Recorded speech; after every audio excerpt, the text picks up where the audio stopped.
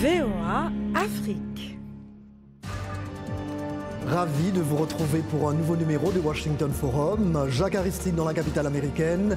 Retour sur l'ouverture controversée de l'ambassade des États-Unis à Jérusalem.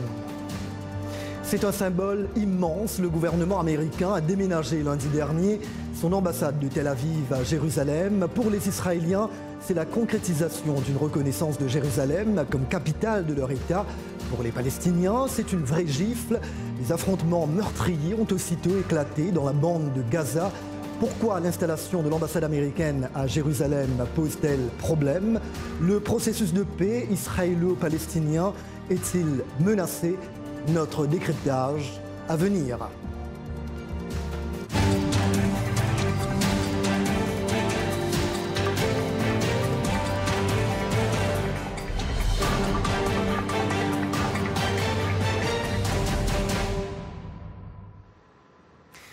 Bienvenue et mille merci pour votre fidélité à VOA Afrique. La Ligue arabe a tenu ce jeudi au Caire une réunion extraordinaire sur ce qu'elle appelle l'agression israélienne contre le peuple palestinien. Elle demande une enquête internationale. Près de 60 manifestants palestiniens ont été tués lundi le long de la frontière de Gaza. C'était la journée la plus meurtrière du conflit israélo-palestinien depuis 2014. Les protestations sont intervenues le jour de l'inauguration à Jérusalem de l'ambassade des États-Unis en Israël, jour qui marquait également le 70e anniversaire de la création de l'État d'Israël, que les Palestiniens commémoraient comme la Nakba, ou la catastrophe. La Maison-Blanche, tout comme l'État hébreu, impute la responsabilité de cette escalade au mouvement islamiste palestinien Hamas. Le fil des événements avec Raïssa Girondin.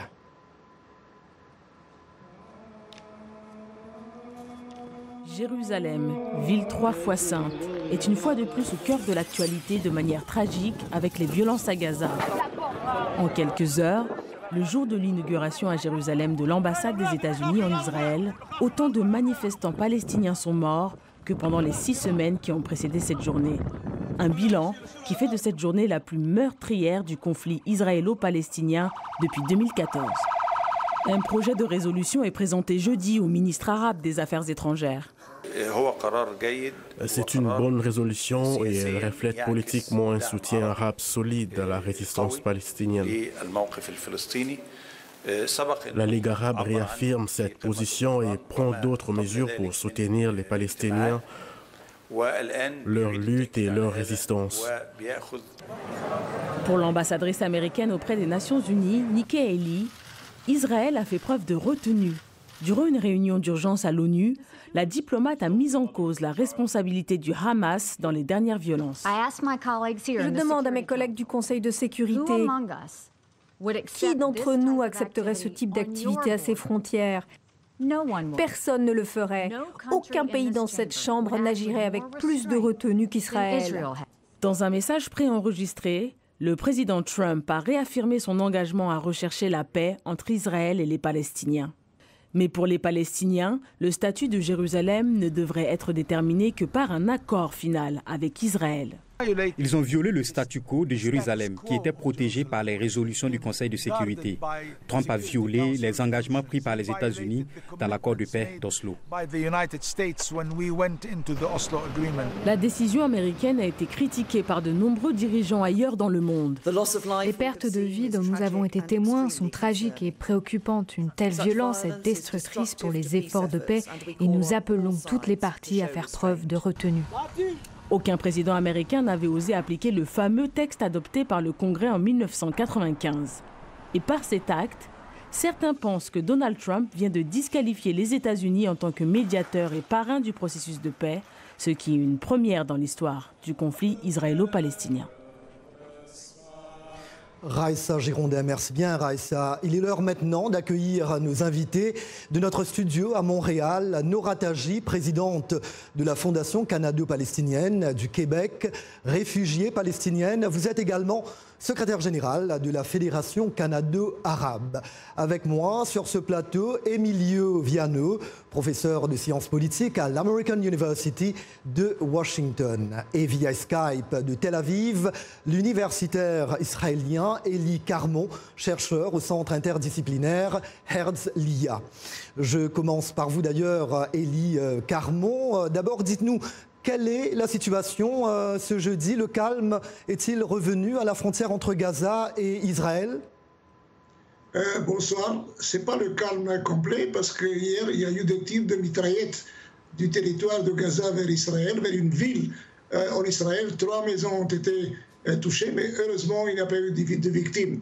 Cette situation s'est calmée parce qu'il y a une pression très forte de l'Égypte sur le Hamas pour tenter d'enrayer ce mouvement de manifestations violentes qui ont provoqué la mort de 62 personnes. Mais on oublie de mentionner à l'Occident que 50 de ces 62 personnes étaient des membres du Hamas, de la branche militaire. Et cela est déclaré par les dirigeants du Hamas à Gaza. Je vais y revenir. Alors la Ligue arabe appelle la Cour pénale internationale à ouvrir une enquête sur ce qu'elle qualifie de massacre d'Israël envers les Palestiniens de Gaza. Des massacres qui s'apparentent à des crimes de guerre, d'après le bloc panarabe. Comment le gouvernement israélien réagit-il à une telle accusation, Eli Carmon? D'abord, toujours, il y a eu des investigations de l'armée même. Et ensuite, si l'armée ne donnait pas un rapport suffisant, c'est la Cour suprême d'Israël qui prend en charge ce genre d'investigation. Et dans presque toutes les opérations ou la guerre qu'Israël a eue dans le territoire de Gaza et dans le Nord, les résultats de cette investigation ont été approuvés par la Cour suprême, et par les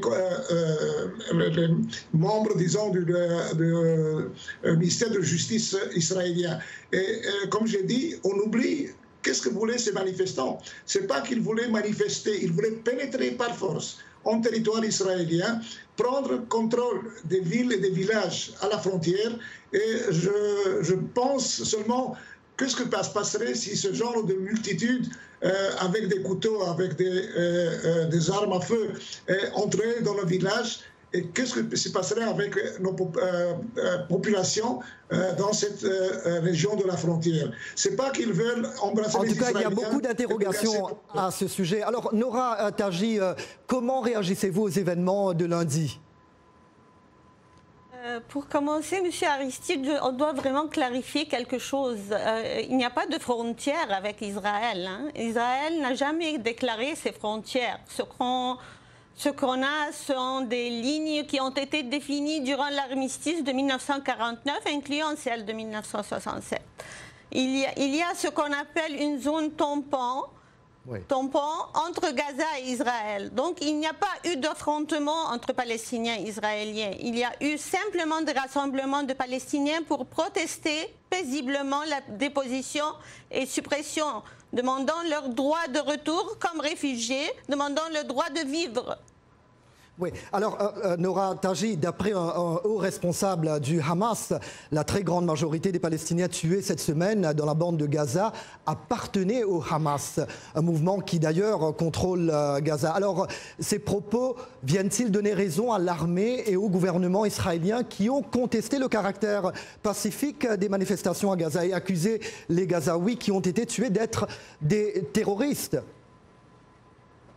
Mais vous savez très bien que Hamas est moi je l'appelle toujours, c'est le camouflage de justification là. Ils n'ont pas confronté, même s'ils étaient de Hamas, ils n'ont pas confronté des civils israéliens. Ils n'ont pas été un danger pour l'État israélien.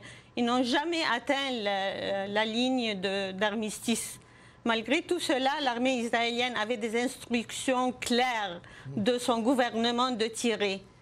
Tirer sur les enfants, sur les femmes. Ils ont tué un bébé de 9 mois. Est-ce que c'était un membre de Hamas? Cibler les mineurs et les jeunes hommes, les tirer sur leurs jambes, leurs pieds, ils attaquent les jeunes. Oui. Je ne crois pas que toutes ces personnes attaquées sont de Hamas. Oui, Élie Carmon, en fait, j'aurais aimé avoir une réaction là-dessus. Voilà. Comment est-ce que l'armée israélienne, les forces israéliennes se sentaient en danger alors qu'il y avait, comme vous venez de l'entendre, des jeunes, il y a même des bébés qui ont été tués, bon, de très jeunes enfants. Donc, le gouvernement israélien répond quoi à cela? Écoutez, on a tué plusieurs cellules de Hamas qui étaient armées avec des armes à feu, qui ont tenté de mettre des explosifs pour tenter de détruire les obstacles que l'armée a préparés. Mais tous ces gens qui manifestaient n'appartenaient pas au Hamas. Comment ça s'explique que le bébé, c'est pas trop facile de dire que... Oui. Était dans cet inferno? Ils n'ont pas expliqué exactement comment il est arrivé à la frontière, avec sa mère qui tentait quoi? Dans ces incendies qu'ils ont provoqués par eux-mêmes, avec toute cette fumée qui était préparée pour ne pas voir, pour ne pas permettre aux soldats de voir qui est terroriste et qui est civil. Oui. Donc ce n'est pas quelque chose de normal de provoquer ce genre de manifestation violente, provoquer des incendies du côté israélien, et ensuite attendre qu'on le reçoive à bras ouverts. Oui, mais un mot justement sur les manifestations dans la bande de Gaza. C'était un mouvement appelé la marche du retour, lancé le 30 mars dernier. Cette marche a techniquement pris fin mardi dernier. Elle visait à défendre la revendication des Palestiniens à retourner sur les terres qu'ils ont fouies ou dont ils ont été chassés à la création d'Israël en 1948.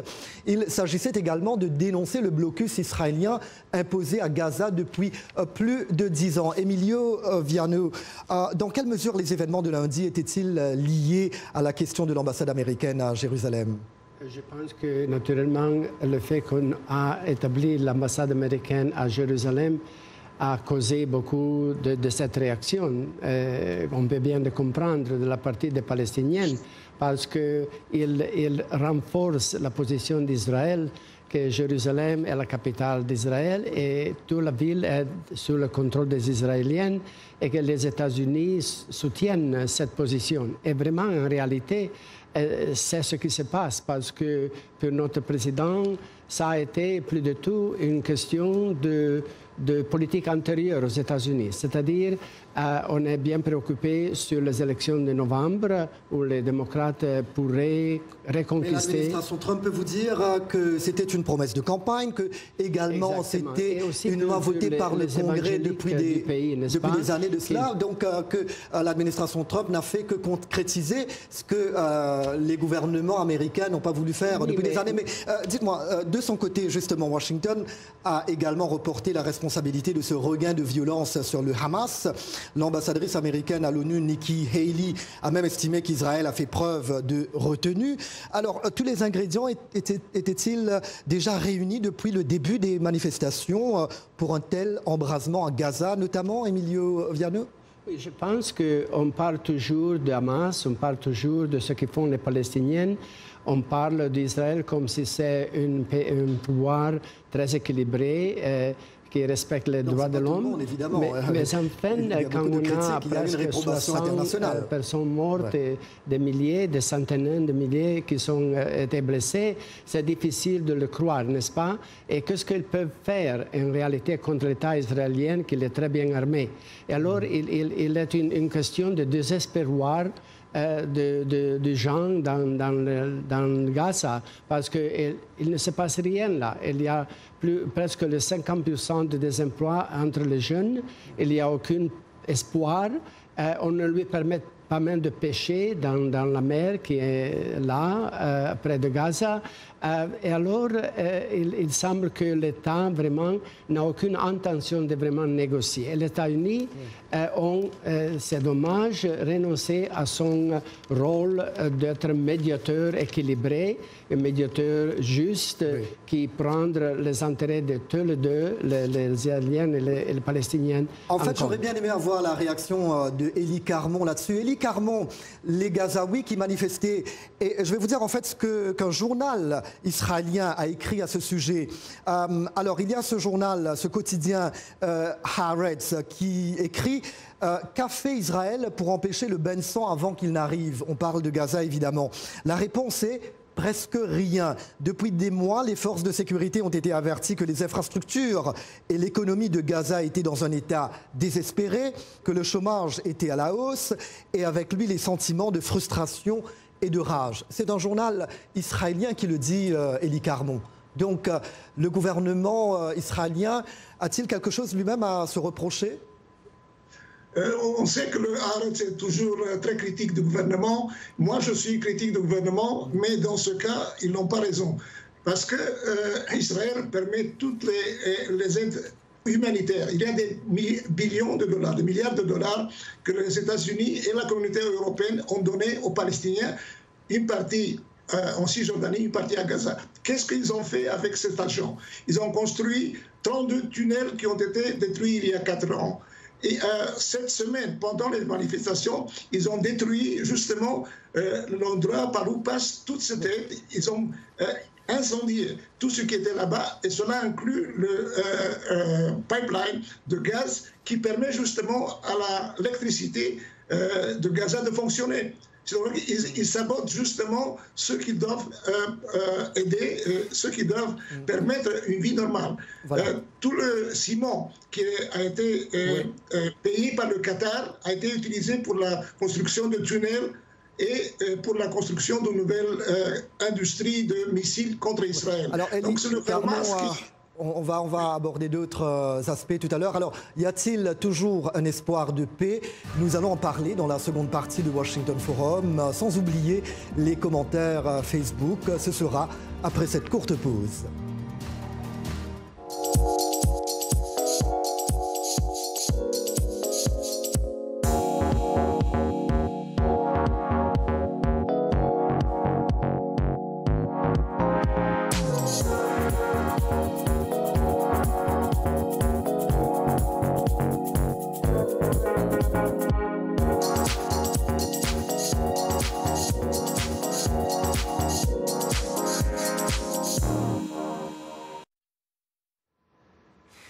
Jacques Aristide, de retour avec vous. Merci d'être toujours branché sur Washington Forum.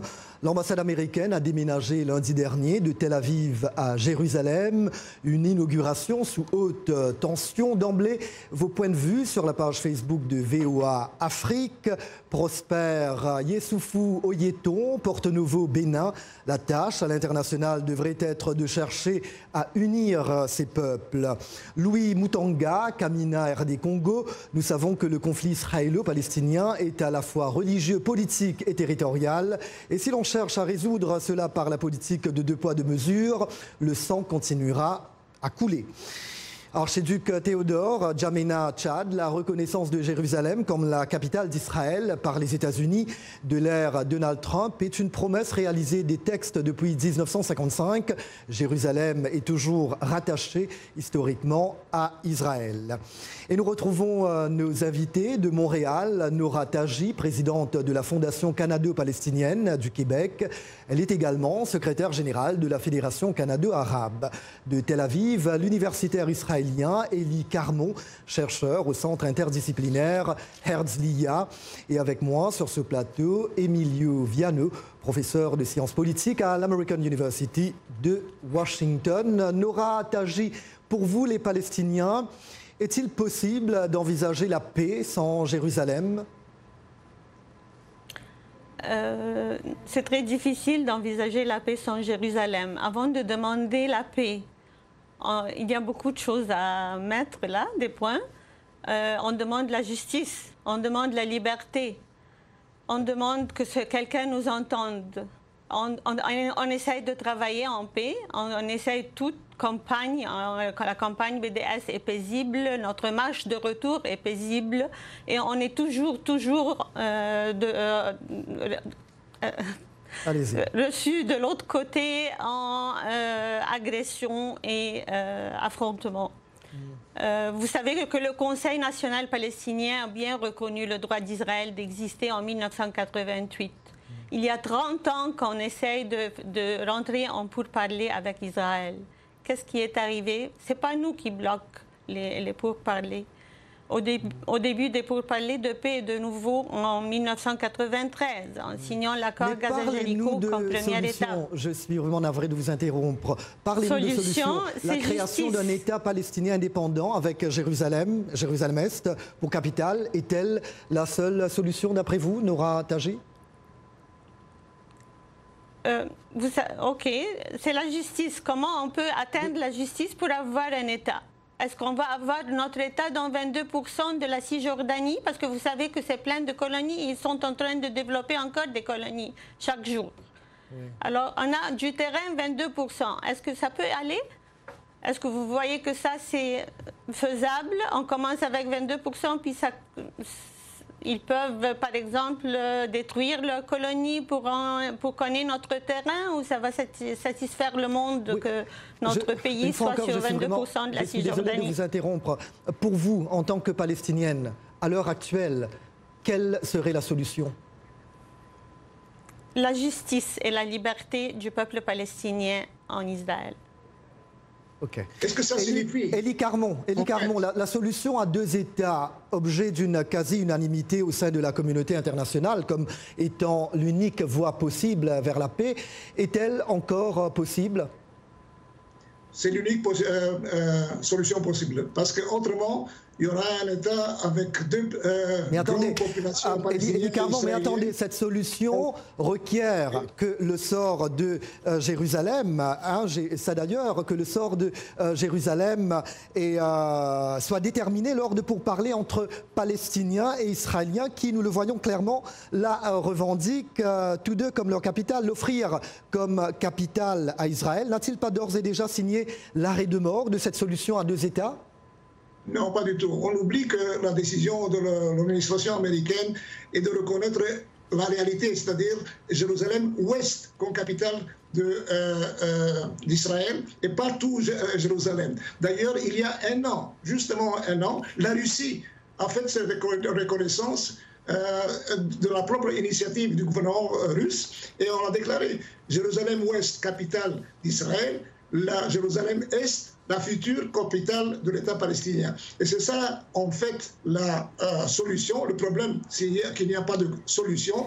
Il n'y a pas eu l'ONU également qui a dénoncé une avancée de la colonisation de certains territoires. Donc, comment vous pouvez nous dire que cette solution à deux États est-elle toujours possible?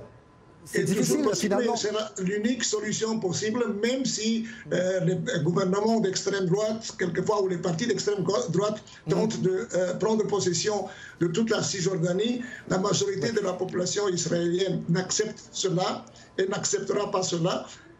Mais les Palestiniens n'ont pas fait de compromis. Il y a eu le plan de Bill Clinton, de président Clinton, avec Arafat et Barak. Ils n'ont pas accepté. Il y a eu la proposition du Premier ministre. Mais il y a beaucoup d'observateurs qui disent qu'avec cette décision... Nora Taji, je vais vous donner la parole. Il y a beaucoup d'observateurs qui disent que cette décision américaine a quelque part réduit le rôle de Mahmoud Abbas, et donc c'était un allié. Alors pour l'autorité palestinienne, justement, de Mahmoud Abbas, l'ambassade américaine à Jérusalem représente le summum du parti pris pro-israélien de l'administration Trump et viole le droit international. Emilio Viano, les États-Unis ont-ils perdu leur rôle de médiateur dans le processus de paix, comme l'affirme d'ailleurs le président turc Recep Tayyip Erdogan? Malheureusement, je suis d'accord que les États-Unis ont perdu le rôle de médiateur. Ils l'ont perdu il y a longtemps. Mais particulièrement maintenant. Par exemple, le médiateur des États-Unis, c'est le seigneur Kushner, le mari de la fille du président Trump, qui est juif, qui a donné de l'argent pour la construction, des colonies juives. Donc vous dites que les États-Unis ont perdu ce rôle. Qui c'est qui va pouvoir le faire maintenant? L'ONU? Est-ce que vous pensez que l'ONU va pouvoir jouer ce rôle de médiateur? Je crois que vraiment on a besoin de renoncer à la force et elle est très difficile parce que par exemple on parle de Jérusalem, mais il y a un Jérusalem pour les juifs laïcs, les juifs ultra-orthodoxes, les palestiniens, c'est-à-dire que même dans la côté israélienne, il n'y a pas de l'unité, il n'y a pas un accord, il y a des perceptions très différentes de ce qu'on va faire. Oui. Pas tout le monde est d'accord avec Netanyahou, mais Les États-Unis envoient toujours et continuellement des messages que l'État israélien sera protégé, qu'il va obtenir plus d'armes, qu'il va être très fort. Il n'y a pas aucune raison pour eux de négocier vraiment et de donner, reconnaître la souveraineté palestinienne parce qu'ils ont tout dans son pouvoir. Oui. On parle toujours que... J'aurais bien aimé que Élie Carmon réagisse là-dessus, mais dites-nous d'abord, très rapidement, quelles pourraient être les conséquences des derniers événements pour cette région du Proche-Orient? Parce que, bon, le conflit à Gaza qui s'ajoute notamment à la montée de la tension avec l'Iran. Je crois qu'avec les difficultés avec l'Iran maintenant, et le fait que les États-Unis s'est mis à côté complètement de l'Arabie saoudite et d'Israël, il y a toujours de plus en plus un potentiel pour une guerre régionale qui pourrait avoir des conséquences très pires pour tout le monde. Oui. Alors, il y a des observateurs qui disent, je vais vous donner la parole, mais Noura Nagy, vous vouliez réagir tout à l'heure. Il y a des observateurs qui disent que les Palestiniens ont perdu les soutiens arabes. Pourquoi les Palestiniens se plaignent-ils du manque de soutien de leurs partenaires arabes, d'après vous? C'est à mon tour, là? Oui, allez-y. Pourquoi on a perdu nos partenaires arabes? Je crois qu'ils trouvent leurs bénéfices plus de l'autre côté, c'est ça. On ne leur donne pas beaucoup d'aide ou bien de soutien d'un côté ou l'autre. Alors ils trouvent leur soutien avec les États-Unis, avec Israël et la balance n'est pas balancée là. Okay. Ce que je voulais vraiment clarifier concernant Jérusalem-Est, c'est que les autorités israéliennes ont adopté en janvier 2017 la loi dite de régularisation. Cette loi légalise rétroactivement l'approbation par les colons de milliers d'hectares de terre détenus par des particuliers palestiniens. Alors ça, c'est à Jérusalem-Est, et il y a 4500 maisons de colons qui ont été justifiées et occupées par les Israéliens. Les autorités israéliennes ont en outre lancé des appels d'offres par des dizaines de milliers de nouvelles implantations à Jérusalem. Alors l'intention n'est jamais là. Oui. Une petite question très rapidement sur l'Afrique, Élie Carmon. L'Afrique du Sud est le seul pays africain à avoir rappelé son ambassadeur après le drame de Gaza. Alors, les derniers événements sont-ils susceptibles d'affecter le récent rapprochement entre Israël et l'Afrique? On sait qu'il y a eu pas mal d'échanges ces derniers temps. Je ne crois pas. Au contraire, il y a des contacts avec des pays africains qui vont transférer leurs ambassades à Jérusalem-Ouest. Et il y a des pays de l'Amérique latine, déjà Guatemala et Paraguay ont transféré hier et avant-hier leurs ambassades. Il y a 4 pays européens, la Roumanie, l'Hongrie, la République tchèque et probablement la Macédonie qui vont faire le même dans les prochaines semaines ou mois. Il y a d'ailleurs, on oublie que dans les années 90, il y avait 15 ambassades en Israël, à Jérusalem-Ouest. Et sur le côté palestinien, il n'y a pas d'ailleurs d'unité entre l'autorité palestinienne et le Hamas. Le Hamas est une force militaire qui ne permet pas à l'autorité palestinienne de contrôler Gaza, qui ne paie pas les salaires, qui ne paie pas le gaz et l'électricité à Gaza. Élie Carmon, j'aurais bien donné le mot de la fin à Emilio Viano. Alors, je voulais seulement commenter très vite que c'est aussi très triste le silence du Congrès des États-Unis, particulièrement les démocrates, qui n'ont pas parlé absolument de ce qui s'est passé cette semaine à Israël, avec Gaza et tous les morts et les blessés. Il y a un silence complet, et c'est toujours pour des raisons à l'intérieur du pays, les élections de novembre et la peur des évangéliques, des protestants ultra-orthodoxes. Et ça, c'est un obstacle très très fort pour rencontrer la paix. C'est très difficile. Bon, on oublie que c'est le Congrès américain tout entier. C'est un débat qui va se poursuivre certainement. Et voilà, point final à ce Washington Forum. Un grand merci à nos invités, merci à toute l'équipe et bien évidemment merci à vous, chers amis fidèles de la VOA. C'était Jacques Aristide à Washington. À très bientôt. Take care. Merci bien.